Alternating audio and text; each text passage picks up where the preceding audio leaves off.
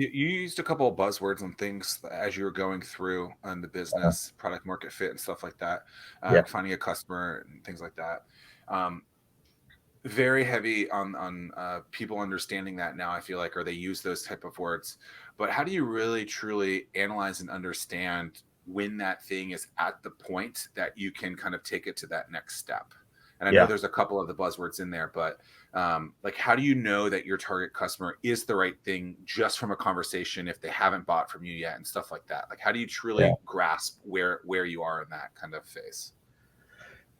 Um, well, let me unpack that piece by piece, right? So if we're pre-Series A. I think we're coming up close to that. We're not quite there yet, but we're close. And but you really have, your early stage friends and family, maybe angel round, which is all classified pre-seed, and then you have your seed stage, and then you have Series A, right? So early stage is really about founders and ideas. You're betting on the jockeys, and you're betting on the idea to an extent, but really the job, like if the founders, even an idea that's not perfect, but really awesome founders, they will converge on the right idea, right? Or they'll tweak their idea. Then seed stages, did you manage to sell it to somebody? And at that point, the seed stage, you know, you're talking a seven figure raise, lower seven figures, but you're convincing somebody to give you more than just a couple $100,000 worth of capital to create a minimum viable product. Um, and you have actually convinced customers to pay, and then that's when you get your seed money, which then says, okay, you've convinced a couple of customers to pay. Now convince someone that you can get plenty of recurring revenue.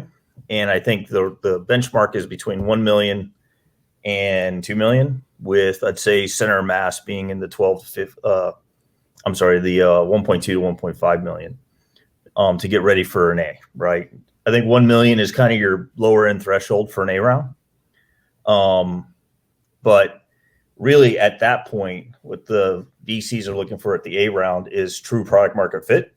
And really what they're saying is, you're not still developing the core product.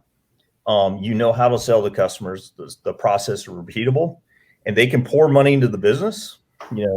Hire 8 figures to hire 7 figures to 8 figures. Between 6 million to 12, 15 million. But if they pour that money in, you know how to deploy it so the business then hits its inflection point. So again, that's with my entire one startup's worth of experience, but that's what I've learned to date. What's the biggest thing that you've learned about raising money along the way? Wow. Everything. Like, I literally knew nothing. So like, it's the story. You have to understand the story. You're really founders or VCs are really looking for someone who can tell the story of your company, because I think it validates a couple of points for them. Number one, it validates that you've done the work.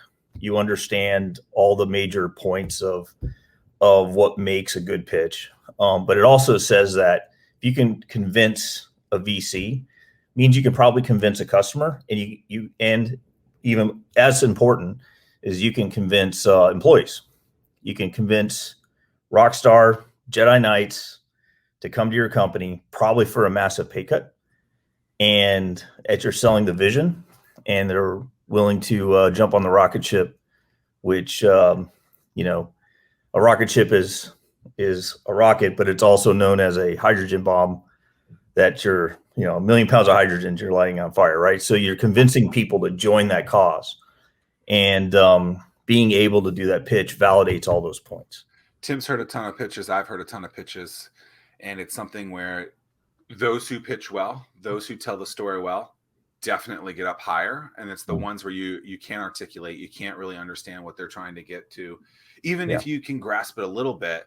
The best stories always, in my opinion, sell the most because they can explain what they're doing. Are you stuck at your home office, socially distanced coffee shop, or your fancy, all bricked out corner office, wondering why no one can see your business and sales are all over the place? Sounds like you need a pro. That's why I developed the Anomaly Academy. Insert clever copy here. Oh, I guess I was supposed to put something else there. Oops. You can grab access to the Anomaly Academy now at zackmillersays.com/Anomaly Academy.